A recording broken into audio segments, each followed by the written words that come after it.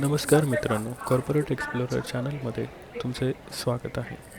रात्रभर प्रवास केल्यानंतर दुसऱ्या दिवशी सकाळी आम्ही उज्जैन जंक्शनला पोचलो. मुंबईसाठी मुंबई सेंट्रल आणि बोरीवली हे दोन स्थानकांवरून आपण ट्रेन पकडू शकतो.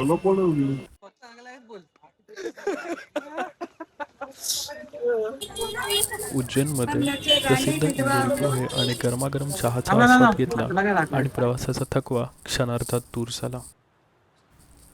स्टेशनपासून अवघ्या 10 मिनिटांच्या वॉकिंग डिस्टन्सवर आमचा स्टे होता.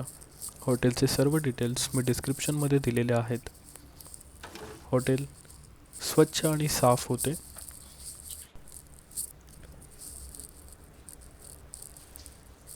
मंदिरापासून साधारण 1 किलोमीटर अंतरावरतीच हे हॉटेल होते, त्यामुळे आम्ही हेच हॉटेल बुक केले.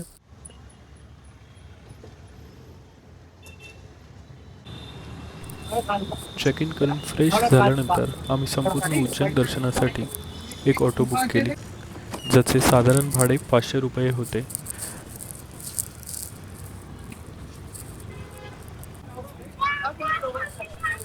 उज्जैनमध्ये आमचा सर्वात पहिला स्पॉट होता सांदीपनी आश्रम.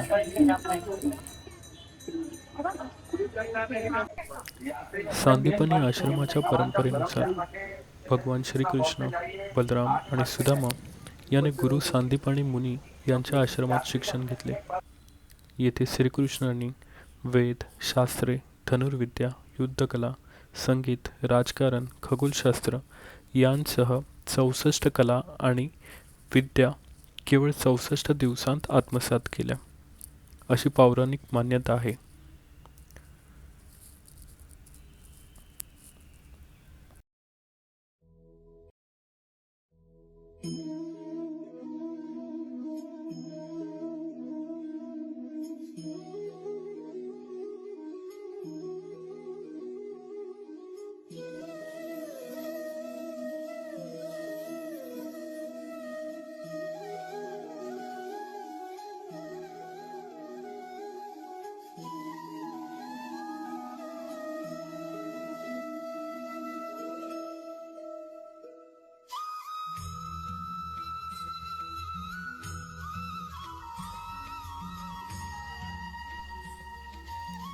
प्राचीन गुरुकुल परंपरेचा हा आश्रम एक जिवंत साक्षीदार मानला जातो.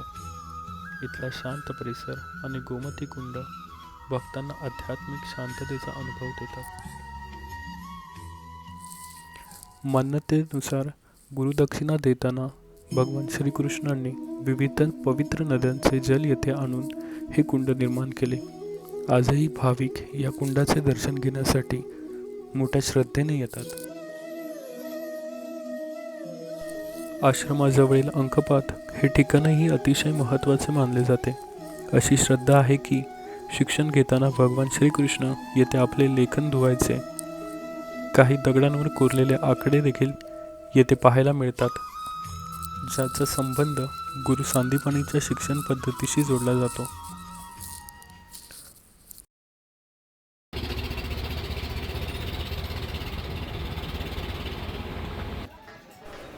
यानंतर आम्ही मंगळनाथ मंदिराला भेट दिली.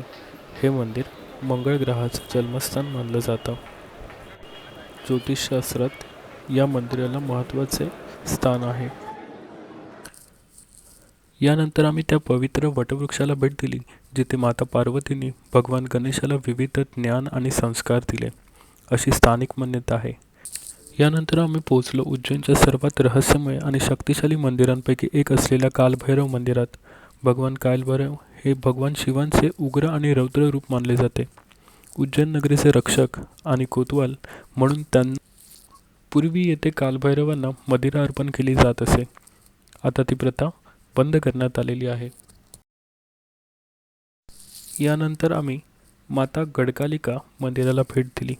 हे मंदिर देवी कालिकेला समर्पित असून महान संस्कृत कवी कालिदास यांना याच देवीच्या कृपेने विद्वत्ता प्राप्त झाली होती, अशी श्रद्धा आहे. त्यामुळे विद्यार्थ्यांसाठी आणि ज्ञानप्राप्तीसाठी हे मंदिर विशेष मानलं जातं.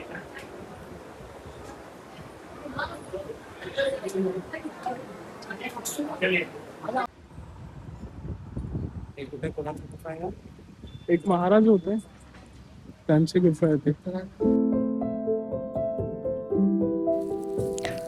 यानंतर आम्ही आलो भृतहरी गुफा. राजा विक्रमादित्य यांचे भाऊ भृतहरी यांनी राज्यसुखाचा त्याग करून येथे तपश्चर्या केल्याची मान्यता आहे. या गुफा अतिशय प्राचीन असून ध्यान आणि साधनेसाठी प्रसिद्ध आहेत.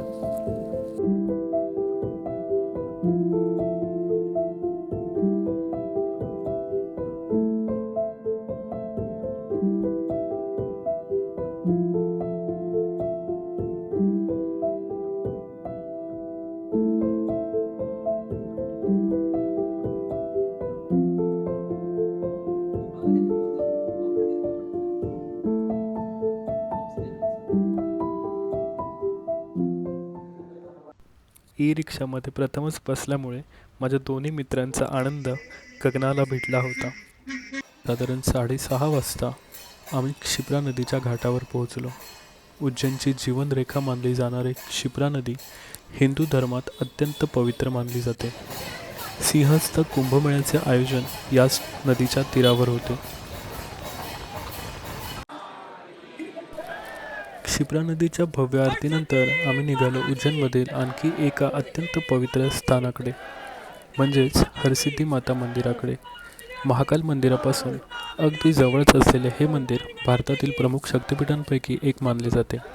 हिंदू श्रद्धेनुसार भगवान विष्णूंनी सुदर्शन चक्राने माता सतीच्या शरीराचे तुकडे केले असता तिचा कोपर याच ठिकाणी पडला होता. त्यामुळेच हे स्थान शक्तिपीठ म्हणून विशेष पूजनीय मानले जाते.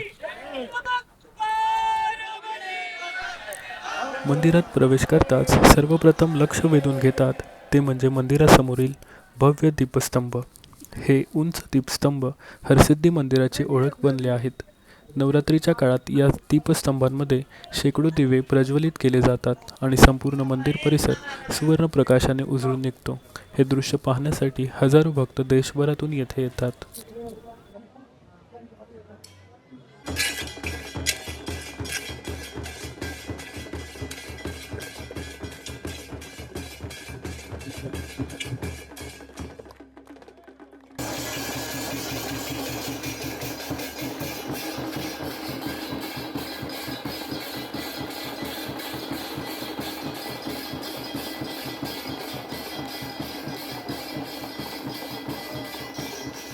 हरसिद्धी मातेचे दर्शन घेतल्यानंतर आम्ही चिंताहरण गणेश मंदिरातही दर्शनासाठी गेलो.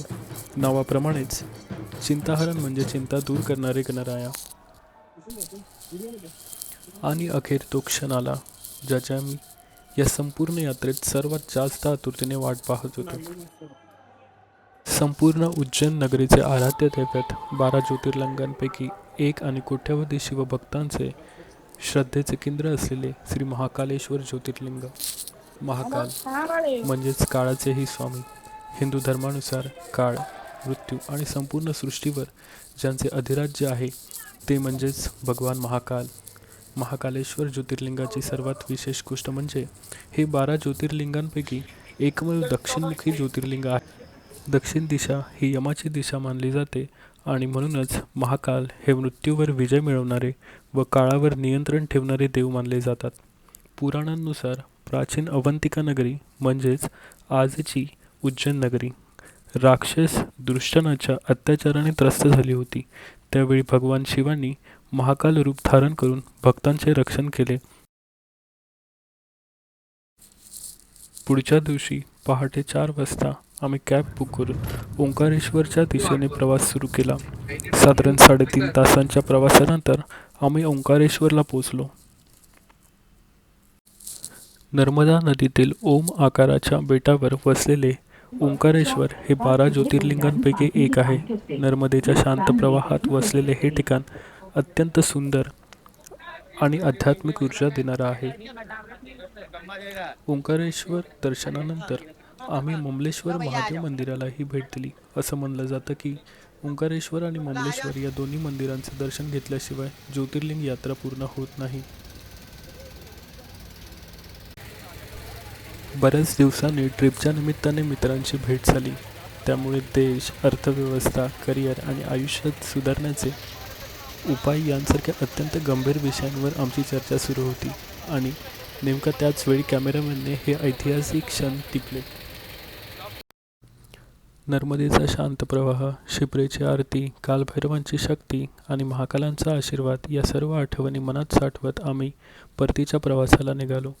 पण मनाचा एक भाग आजही त्या पवित्र भूमीतच रेंगाळतो आहे. मित्रांनो, तुम्हाला हा ब्लॉग कसा वाटला हे कमेंटमध्ये नक्की कळवा आणि आमची नेक्स्ट ट्रिप कुठे असावी हे देखील कळवा. तोपर्यंत जय महाकाल.